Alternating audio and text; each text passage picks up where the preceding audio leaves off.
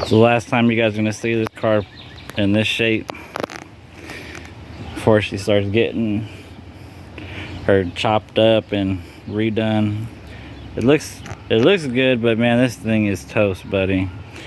My buddy bought it like this, and it has an oil restoration job on it, and it was done not up to what we're doing today. So I'm not gonna say it wasn't great first time, but I mean, it is what it is, and we're gonna get it straightened up, get the body going, and he could send it off to get the frame and mounts and bushings and motor redone. But we're gonna get the metal done. We just placed the order of my guy, like 3,700, so to get all the sheet metal for the shell. That's every piece to re-put this thing back together. And just want to show you guys the inside real fast. I know I didn't show it before, but this thing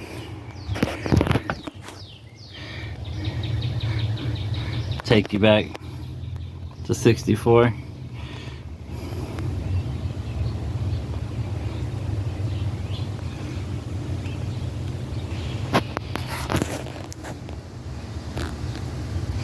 Just don't see them like this anymore.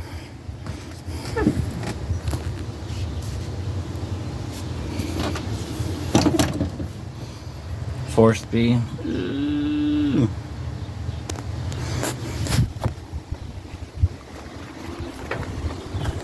Just don't see them like this anymore.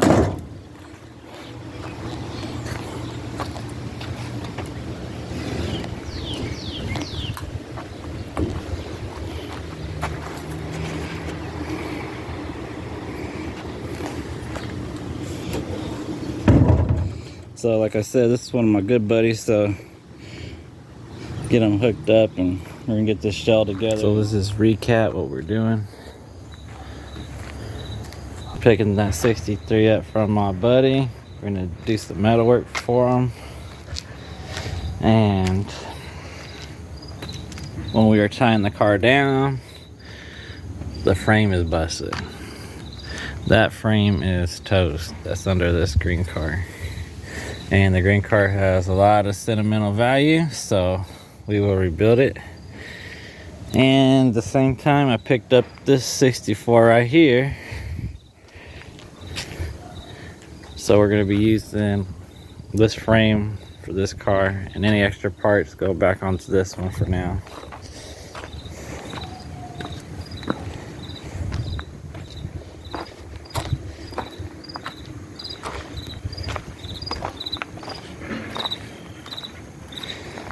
Man, it's freaking sunny out here today. As you can see right there, bingo. This thing is just all Bondo. It's a Bondo Bandit.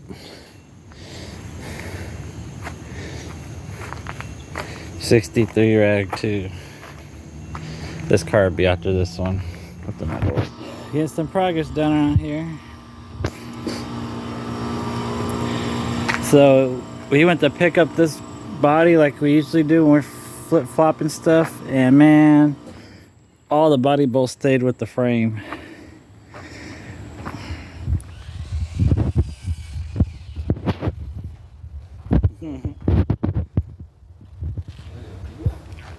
The video. Yeah, why you guys froze for it? Oh, I thought it was I thought it was a feature too, so I was like, oh, man. So we pulled the rest of the frame out this car to this one, and check this out. Ooh wee.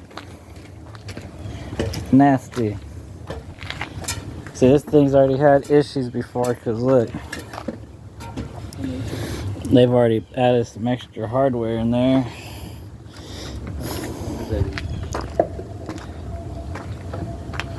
Look at that big old hole right there. Rat poop everywhere.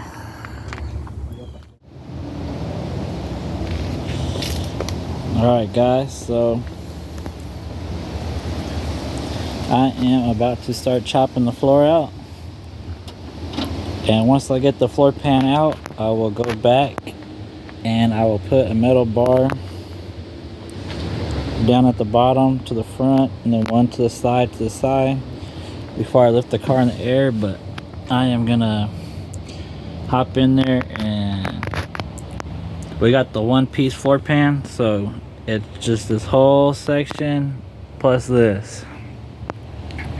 I know we ordered everything, but we're gonna try to use as much of the original sheet metal as we can. So I know the wheel housings look pretty good on the inside here, so we might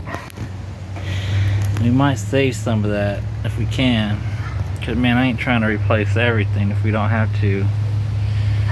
So I'm gonna dissect all this stuff right here.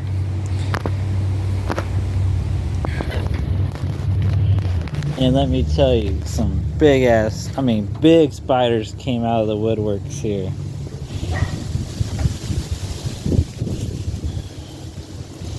So let me tell you how we're gonna do this. So you see how all these brackets right here are in a certain position? So I'm gonna cut right here, and I'm gonna cut it all the way up to the front, and then get as close to the firewall as I can, and then I'm gonna bring it back. Then I'm gonna cut this section out right here, because we're gonna reuse these to put in the new floor, the bucket seat brackets. The new floor pans don't come with them. The back seat piece that holds the back seat in on both sides, and then the piece to hold the little quarter piece interior back there, so those little brackets. But I'm gonna plasma cut this thing out real careful, not no rush. So we'll get everything out and get this thing braced up and get this thing in the air so we can slide the floor under. It looks like this car had the double rockers, so you can see that extra piece inside there. So I usually don't see those on hard tops, they're usually on the convertibles. So I'll probably get in there and see if this has some work done before. This thing's been fixed a couple of different times, and a lot of the wires are pretty tore up. I didn't know if my buddy was gonna try to get wires or not, but I think he's gonna have to. Much of these wires are broke apart, chewed up, ate up. So that's where we're at.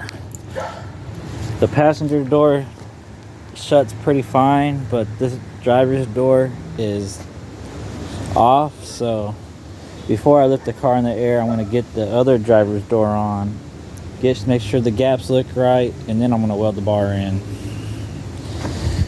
But that's just the way I'm gonna do it. And then this quarter panel don't look as bad. I know there's a lot of stuff back here, guys, but this quarter panel is just weird right there. It kicks out. It kicks out right here. Like this panel kicks out when the door's shut. So I'm gonna have to figure out why is that happening right there. Yeah, that quarter panel ain't all that. But I'm gonna do one section at a time. Get the main floor in, and then we'll get the upper deck in, and then we'll go into the trunk area, and then we'll cut the quarters out and go from there. Alright guys, I know I look like a hobo, but safety first, and protect your face, protect your eyes, protect your skin. And the key thing about restoring one of these cars, you want to leave as much as the original metal as you can.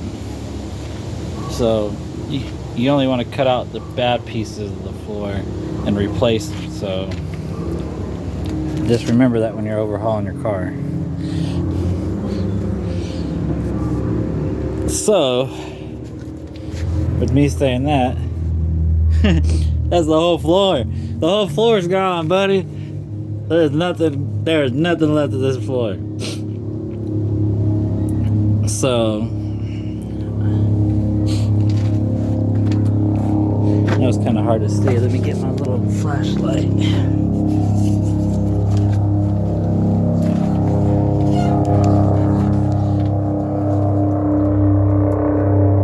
Freaking helicopter.